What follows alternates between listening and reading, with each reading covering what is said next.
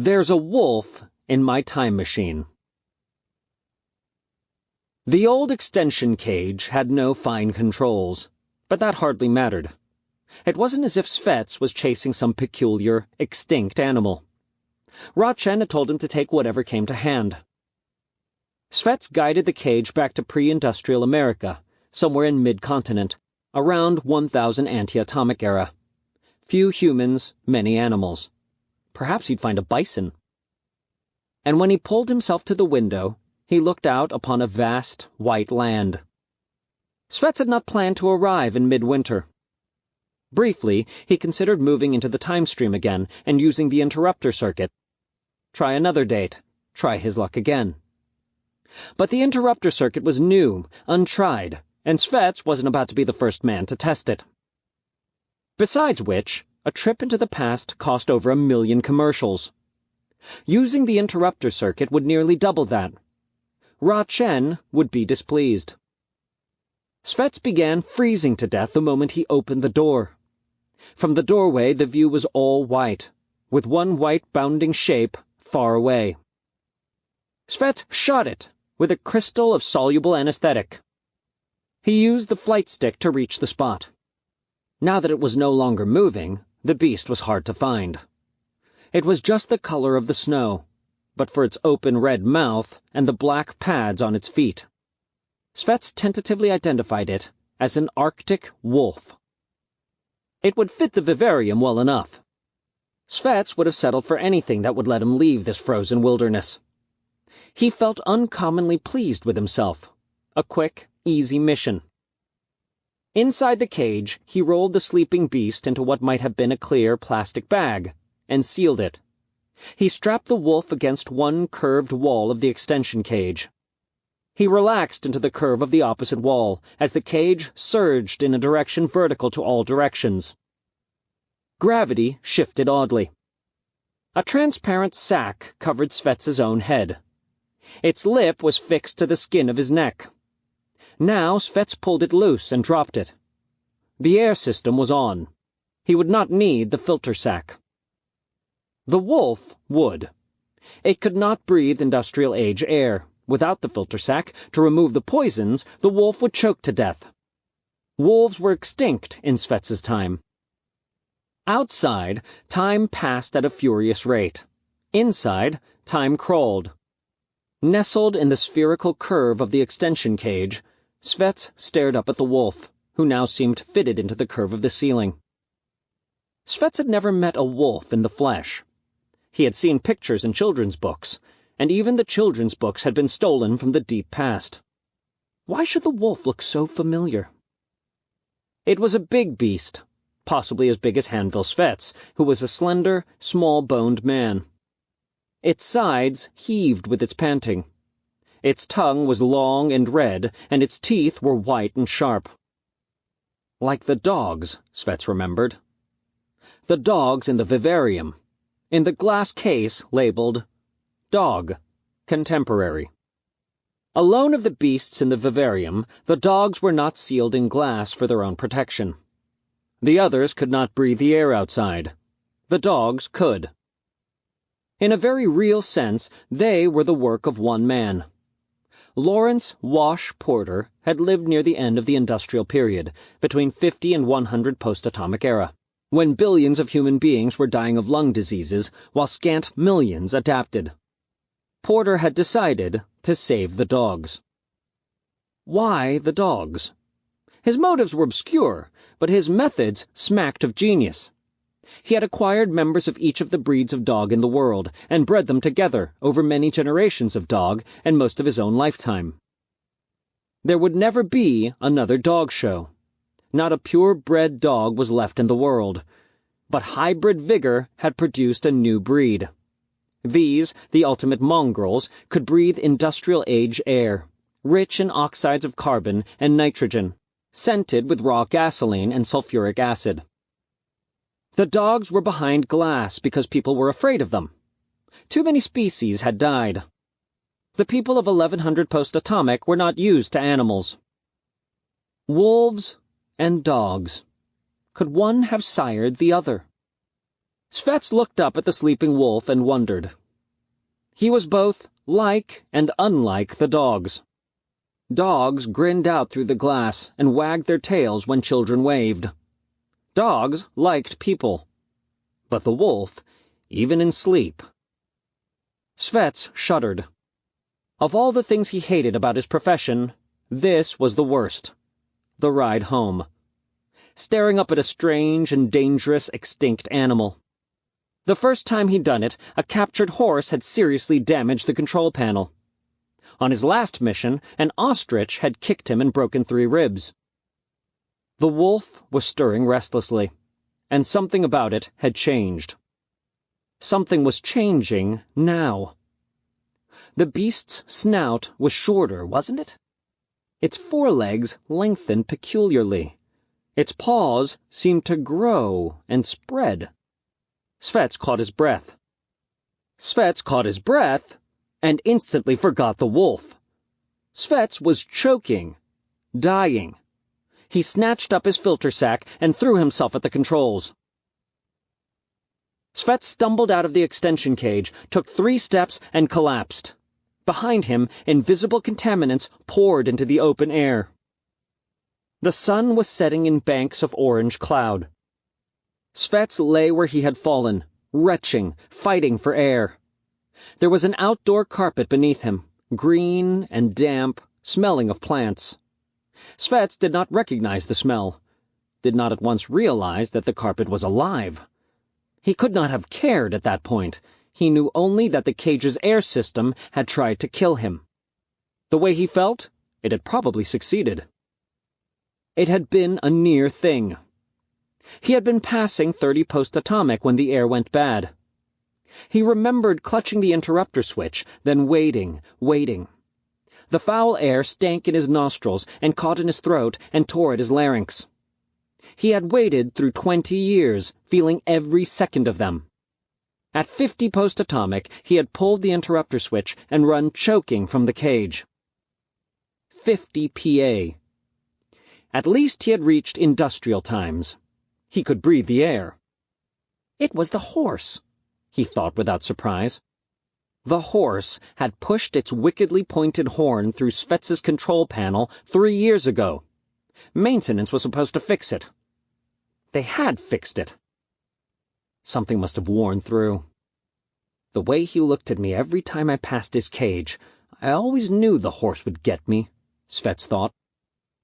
He noticed the filter sack still in his hand. Not that he'd be... Svetz sat up suddenly. There was green all about him. The damp green carpet beneath him was alive. It grew from the black ground. A rough, twisted pillar thrust from the ground, branched into an explosion of red and yellow papery things. More of the crumpled colored paper lay about the pillar's base. Something that was not an aircraft moved erratically overhead, a tiny thing that fluttered and warbled. Living. All of it. A pre-industrial wilderness. Svetz pulled the filter sack over his head and hurriedly smoothed the edges around his neck to form a seal. Blind luck that he hadn't fainted yet. He waited for it to puff up around his head. A selectively permeable membrane, it would pass the right gases in and out until the composition of the air was... Svetz was choking, tearing at the sack. He wadded it up and threw it, sobbing. First the air plant, now the filter sack. Had someone wrecked them both? The inertial calendar, too. He was at least 100 years previous to 50 post-atomic. Someone had tried to kill him. Svetz looked wildly about him. Uphill across a wide, green carpet, he saw an angular vertical-sided formation painted in shades of faded green. It had to be artificial. There might be people there. He could... No. He couldn't ask for help, either. Who would believe him? How could they help him anyway? His only hope was the extension cage, and his time must be very short. The extension cage rested a few yards away, the door a black circle on one curved side. The other side seemed to fade away into nothing. It was still attached to the rest of the time machine, in 11:03 PA, along a direction eyes could not follow. Svetz hesitated near the door. His only hope was to disable the air plant somehow. Hold his breath, then... The smell of contaminants was gone. Svetz sniffed at the air. Yes, gone. The air plant had exhausted itself, drained its contaminants into the open air. No need to wreck it now. Svetz was sick with relief. He climbed in. He remembered the wolf when he saw the filter sack, torn and empty. Then he saw the intruder towering over him, the coarse, thick hair, the yellow eyes glaring, the taloned hands spread wide to kill. The land was dark. In the east, a few stars showed, though the west was still deep red. Perfumes tinged the air. A full moon was rising. Svetz staggered uphill, bleeding. The house on the hill was big and old, big as a city block and 2 floors high. It sprawled out in all directions, as though a mad architect had built to a whim that changed moment by moment. There were wrought iron railings on the upper windows, and wrought iron handles on the screens on both floors, all painted the same dusty shade of green. The screens were wood, painted a different shade of green. They were closed across every window. No light leaked through anywhere. The door was built for someone 12 feet tall. The knob was huge. Svetz used both hands and put all his weight into it, and still would not turn. He moaned. He looked for the lens of a peeper camera and could not find it. How would anyone know he was here? He couldn't find a doorbell either. Perhaps there was nobody inside. No telling what this building was. It was far too big to be a family dwelling, too spread out to be a hotel or apartment house. Might it be a warehouse or a factory? Making or storing what? Svetz looked back toward the extension cage. Dimly, he caught the glow of the interior lights. He also saw something moving on the living green that carpeted the hill. Pale forms. More than one. Moving this way. Svetz pounded on the door with his fists. Nothing. He noticed a golden metal thing, very ornate, high on the door. He touched it, pulled at it, let it go. It clanked. He took it in both hands and slammed the knob against its base again and again. Rhythmic clanking sounds. Someone should hear it. Something zipped past his ear and hit the door hard. Svetz spun around, eyes wild, and dodged a rock the size of his fist. The white shapes were nearer now. Bipeds, walking hunched. They looked too human. Or not human enough. The door opened. She was young. Perhaps 16. Her skin was very pale, and her hair and brows were pure white. Quite beautiful. Her garment covered her from neck to ankles, but left her arms bare. She seemed sleepy and angry as she pulled the door open, manually, and it was heavy, too. Then she saw Svetz. "Help me," said Svetz. Her eyes went wide. Her ears moved, too. She said something Svetz had trouble interpreting, for she spoke in ancient American. "What are you?" Svetz couldn't blame her. Even in good condition, his clothes would not fit the period. But his blouse was ripped to the navel, and so was his skin. 4 vertical parallel lines of blood ran down his face and chest. Zira had been coaching him in the American speech. Now he said carefully, "I am a traveler. An animal, a monster, has taken my vehicle away from me." Evidently, the sense came through. "You poor man. What kind of animal?" "Like a man, but hairy all over, with a horrible face. And claws. I see the mark they made." "I don't know how he got in. Svetz shuddered. No, he couldn't tell her that. It was insane, utterly insane. This conviction that Svetz's wolf had become a bloodthirsty humanoid monster. "He only hit me once, on the face. I could get him out with a weapon, I think. Have you a bazooka?" "What a funny word. I don't think so. Come inside. Did the trolls bother you?" She took his arm and pulled him in and shut the door. "Trolls?" "You're a strange person," the girl said, looking him over. "You look strange. You smell strange. You move strangely. I did not know that there were people like you in the world. You must come from very far away." "Very," said Svetz. He felt himself close to collapse. He was safe at last, safe inside. But why were the hairs on the back of his neck trying to stand upright? He said, "My name is Svetz. What's yours?" "Rona." She smiled up at him, not afraid despite his strangeness. And he must look strange to her, for she surely looked strange to Hanville Svetz.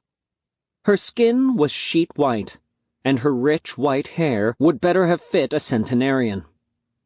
Her nose, very broad and flat, would have disfigured an ordinary girl.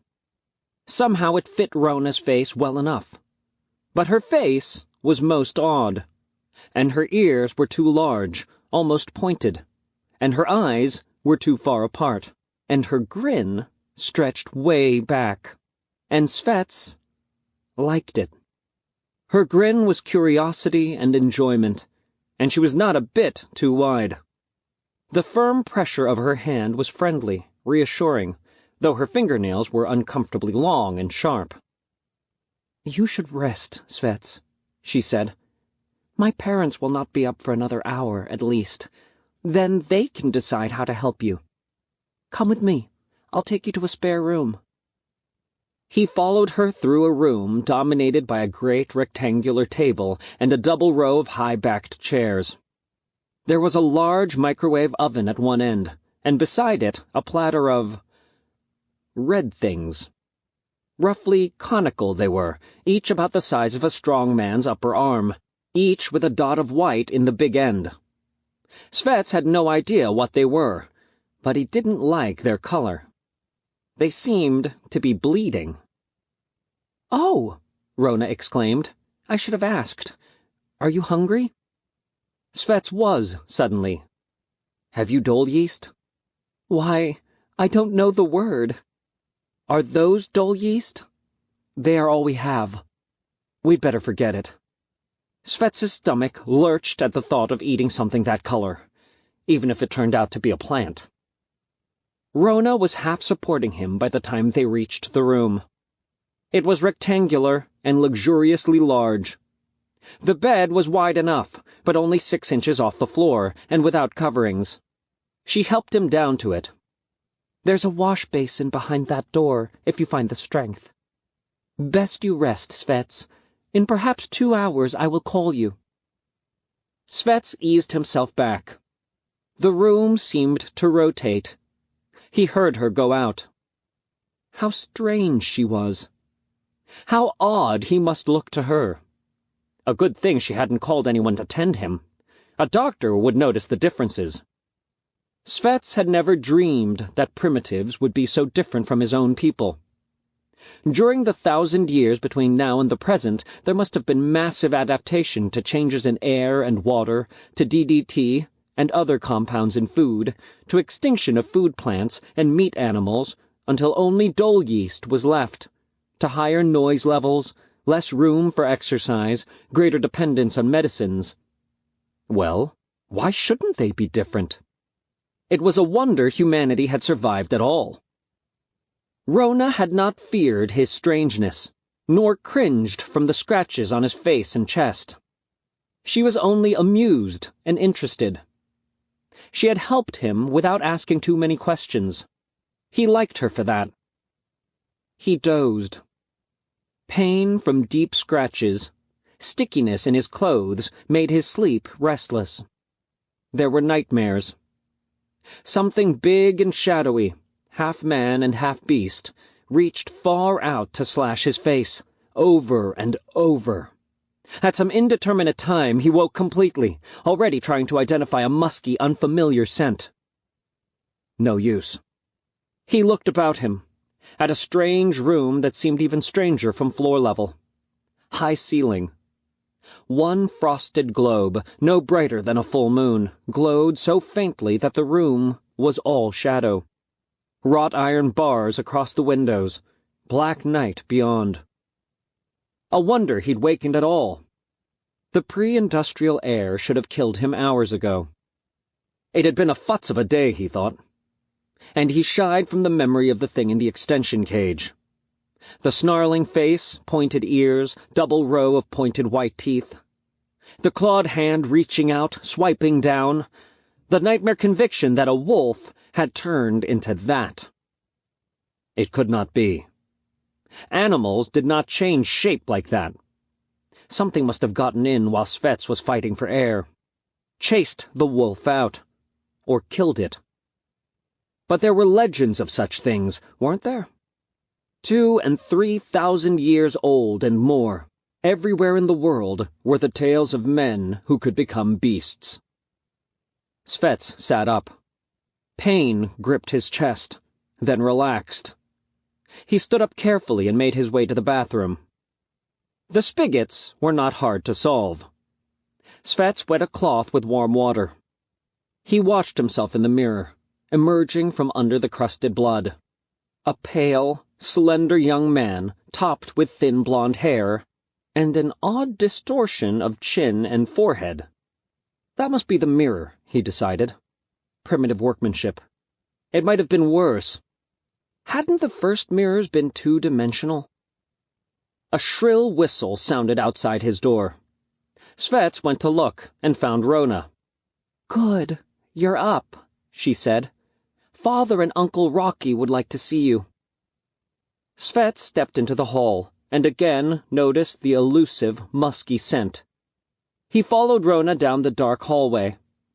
Like his room, it was lit only by a single, white-frosted globe. Why would Rona's people keep the house so dark? They had electricity. And why were they all sleeping at sunset? With breakfast laid out and waiting. Rona opened a door, gestured him in.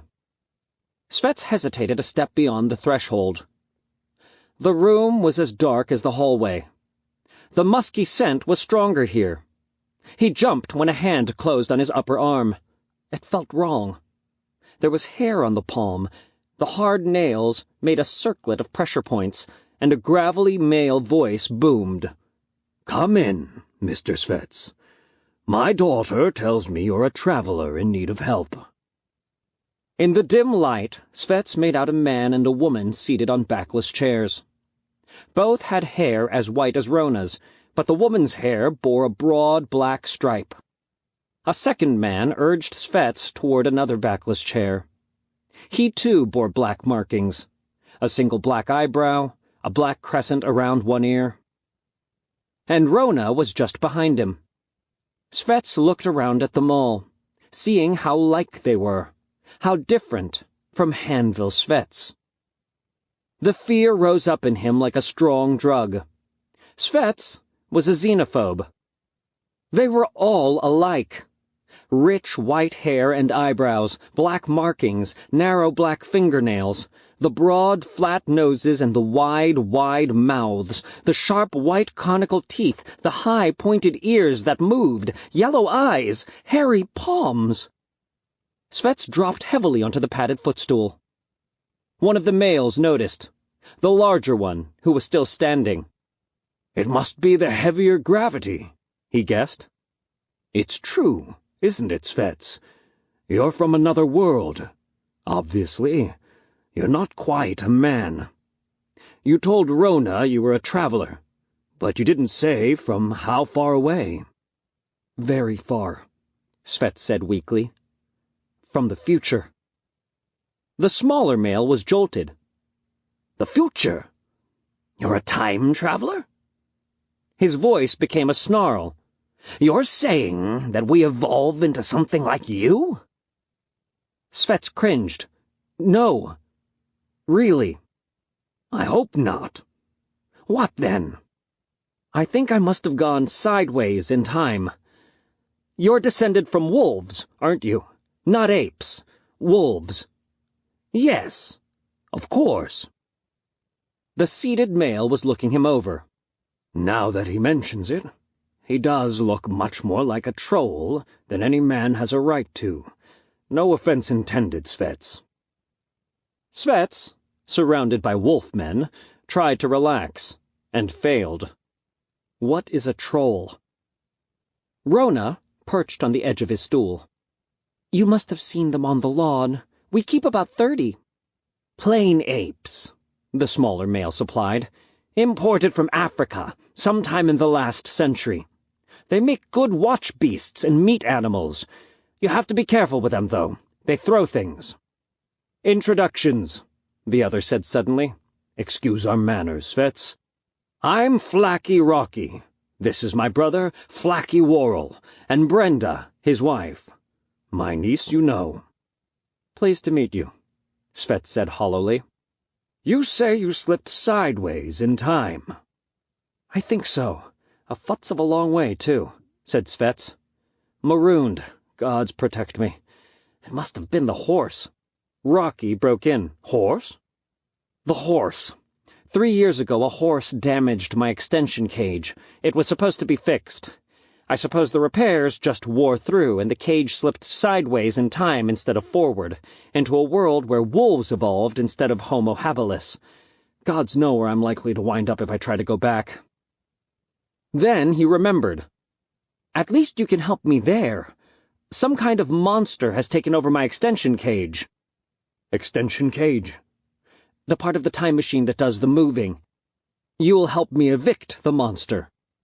Of course, said Worrell. At the same time, the other was saying, I don't think so. Bear with me, please, Worrell. Svetz, it would be a disservice to you if we chased the monster out of your extension cage. You would try to reach your own time, would you not? Futz, yes. But you would only get more and more lost. At least in our world, you can eat the food and breathe the air. Yes, we grow food plants for the trolls. You can learn to eat them. You don't understand. I can't stay here. I'm a xenophobe. Rocky frowned. His ears flicked forward inquiringly. What? I'm afraid of intelligent beings who aren't human. I can't help it. It's in my bones. Oh, I'm sure you'll get used to us, Svetz. Svetz looked from one male to the other. It was obvious enough who was in charge. Rocky's voice was much louder and deeper than Worrell's. He was bigger than the other man, and his white fur fell about his neck in a mane like a lion's. Worrell was making no attempt to assert himself. As for the women, neither had spoken a word since Svetz entered the room. Rocky was emphatically the boss, and Rocky didn't want Svetz to leave. You don't understand, Svetz said desperately. The air. He stopped. What about the air? It should have killed me by now, 12 times over. In fact, why hasn't it? Odd enough that he'd ever stopped wondering about that. I must have adapted, Svetz said half to himself. That's it. The cage passed too close to this line of history. My heredity changed. My lungs adapted to pre-industrial air. Futz it! If I hadn't pulled the interceptor switch, I'd have adapted back. Then you can breathe our air, said Rocky. I still don't understand it. Don't you have any industries? Of course, Worrell said in surprise. Internal combustion cars and aircraft, diesel trucks and ships, chemical fertilizers, insect repellents. No, none of that. Chemical fertilizers wash away, ruin the water. The only insect repellents I ever heard of smelled to high heaven. They never got beyond the experimental stage. Most of our vehicles are battery-powered. There was a fad for internal combustion once, said Rocky. It didn't spread very far. They stank. The people inside didn't care, of course, because they were leaving the stink behind. At its peak, there were over 200 cars tootling around the city of Detroit, poisoning the air. Then one night the citizenry rose in a pack and tore all the cars to pieces. The owners, too. Worrell said, I've always thought that men have more sensitive noses than trolls. Rona noticed my smell long before I noticed hers. Rocky, this is getting us nowhere. I've got to go home. I seem to have adapted to the air, but there are other things. Foods. I've never eaten anything but dole yeast. Everything else died out long ago. Bacteria. Rocky shook his head. Anywhere you go, Svetz, your broken time machine will only take you to more and more exotic environments. There must be 1,000 ways the world could end. Suppose you stepped out into one of them, or just passed near one. But here, on the other paw, you will be an honored guest. Think of all the things you can teach us. You, who were born into a culture that builds time-traveling vehicles. So that was it.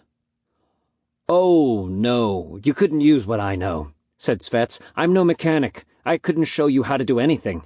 Besides, you'd hate the side effects. Too much of past civilizations was built on petrochemicals and plastics. Burning plastics produces some of the strangest. But even the most extensive oil reserves could not last forever. You must have developed other power sources by your own time.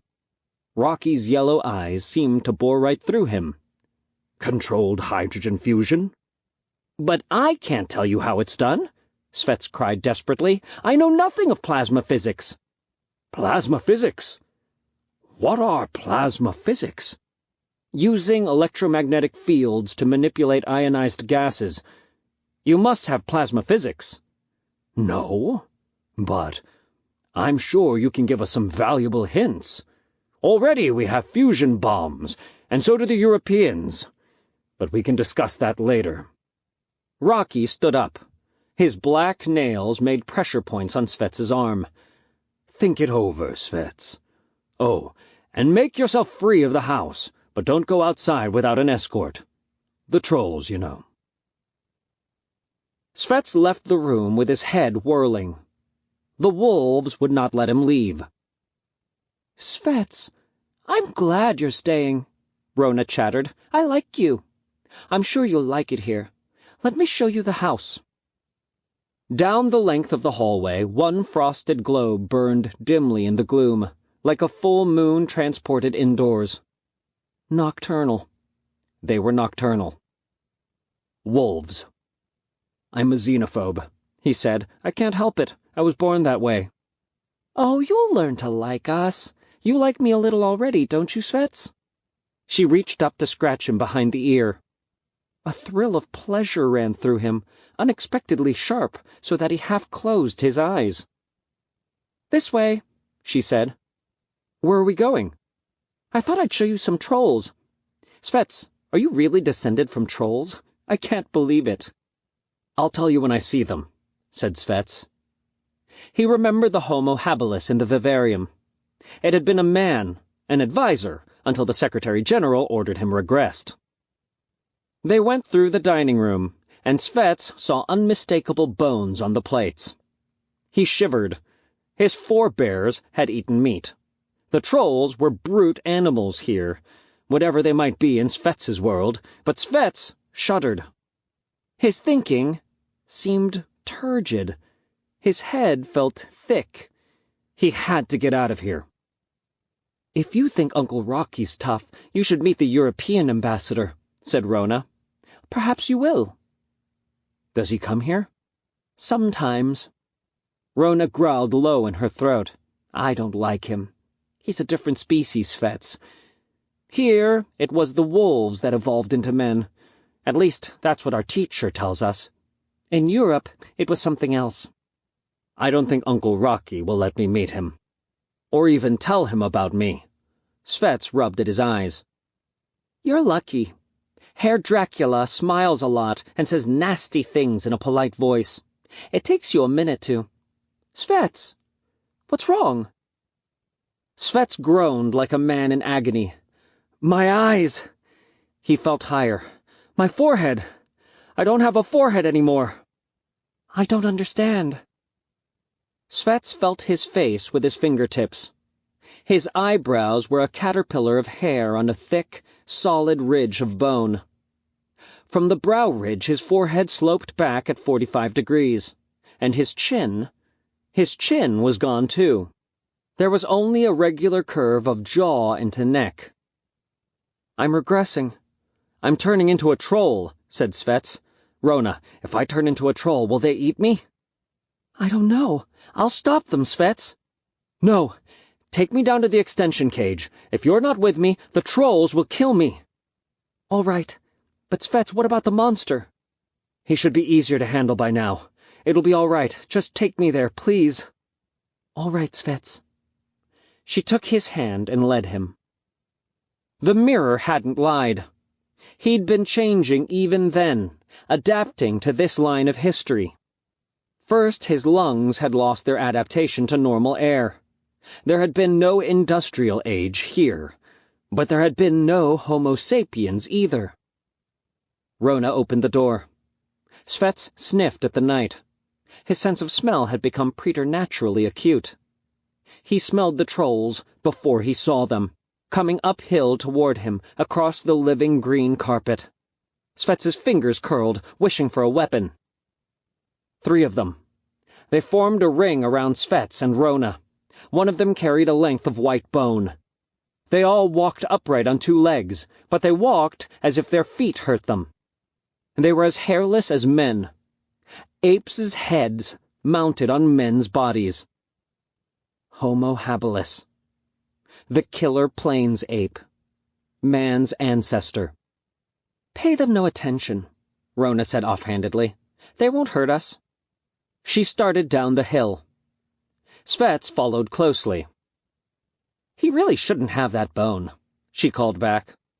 "We try to keep bones away from them. They use them as weapons. Sometimes they hurt each other.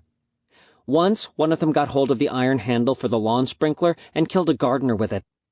I'm not going to take it away from him." "That glaring light. Is that your extension cage?" "Yes." "I'm not sure about this, Svetz." She stopped suddenly. "Uncle Rocky's right. You'll only get more lost. Here you'll at least be taken care of." "No. Uncle Rocky was wrong. See the dark side of the extension cage, how it fades away to nothing? It's still attached to the rest of the time machine. It'll just reel me in." "Oh." "No telling how long it's been veering across the timelines. Maybe ever since that futsy horse poked his futsy horn through the controls. Nobody ever noticed before. Why should they? Nobody ever stopped a time machine halfway before." "Svetz? Horses don't have horns." "Mine does." There was noise behind them. Rona looked back into a darkness Svetz's eyes could not pierce. "Somebody must have noticed us. Come on, Svetz." She pulled him toward the lighted cage. They stopped just outside. "My head feels thick," Svetz mumbled. "My tongue, too. What are we going to do about the monster? I can't hear anything." "No monster. Just a man with amnesia now. He was only dangerous in the transition stage." She looked in. "Why, you're right. Sir, would you mind?" "Svetz, he doesn't seem to understand me." "Sure not. Why should he? He thinks he's a white, Arctic wolf." Svetz stepped inside. The white-haired wolf man was backed into a corner, warily watching. He looked a lot like Rona. Svetz became aware that he had picked up a tree branch. His hand must have done it without telling his brain. He circled, holding the weapon ready. An unreasoning rage built up and up in him. Invader! The man had no business here in Svetz's territory. The wolfman backed away, his slant eyes mad and frightened. Suddenly, he was out the door and running, the trolls close behind. "Your father can teach him, maybe," said Svetz. Rona was studying the controls. "How do you work it?" "Let me see. I'm not sure I remember." Svetz rubbed at his drastically sloping forehead.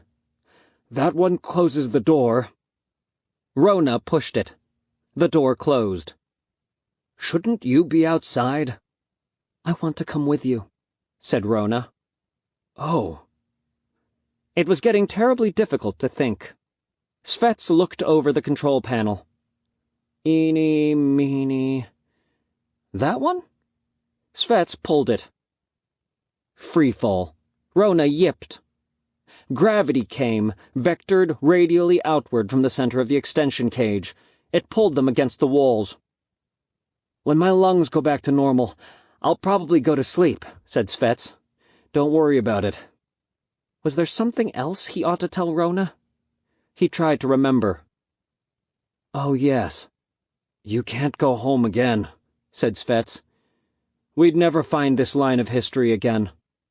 "I want to stay with you," said Rona. "All right."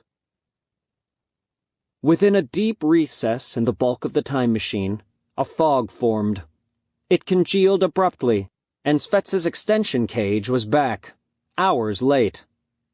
The door popped open automatically, but Svetz didn't come out. They had to pull him out by the shoulders, out of air that smelled of beast and honeysuckle. "He'll be all right in a minute. Get a filter tent over that other thing," Rochen ordered. He stood over Svetz with his arms folded, waiting. Svetz began breathing. He opened his eyes. "All right," said Rochen. "What happened?" Svetz sat up. "Let me think. I went back to pre-industrial America. It was all snowed in. I shot a wolf." "We've got it in a tent. Then what?" "No, the wolf left. We chased him out." Svetz's eyes went wide. "Rona!" Rona lay on her side in the filter tent. Her fur was thick and rich, white with black markings. She was built something like a wolf, but more compactly, with a big head and a short muzzle and a tightly curled tail. Her eyes were closed. She did not seem to be breathing. Svetz knelt. "Help me get her out of there. Can't you tell the difference between a wolf and a dog?" "No. Why would you bring back a dog, Svetz? We've got dozens of dogs." Svetz wasn't listening. He pulled away the filter tent and bent over Rona. "I think she's a dog. More dog than wolf, anyway. People tend to domesticate each other. She's adapted to our line of history, and our brand of air." Svetz looked up at his boss. "Sir, we'll have to junk the old extension cage. It's been veering sideways in time." "Have you been eating Gunshi pills on the job?" "I'll tell you all about it." Rona opened her eyes. She looked about her in rising panic until she found Svetz. She looked up at him, her golden eyes questioning. "I'll take care of you. Don't worry," Svetz told her. He scratched her behind the ear, his fingertips deep in soft fur. To Rochen he said, "The vivarium doesn't need any more dogs.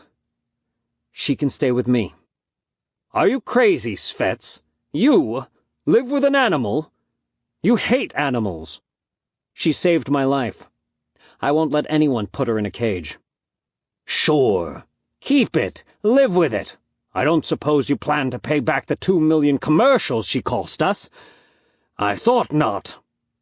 Rochen made a disgusted sound. "All right. Let's have your report. And keep that thing under control, will you?" Rona raised her nose and sniffed at the air. Then she howled. The sound echoed within the institute, and heads turned in questioning and fear. Puzzled, Svetz imitated the gesture, and understood. The air was rich with petrochemicals and oxides of carbon and nitrogen and sulfur. Industrial air. The air Svetz had breathed all his life. And Svetz hated it.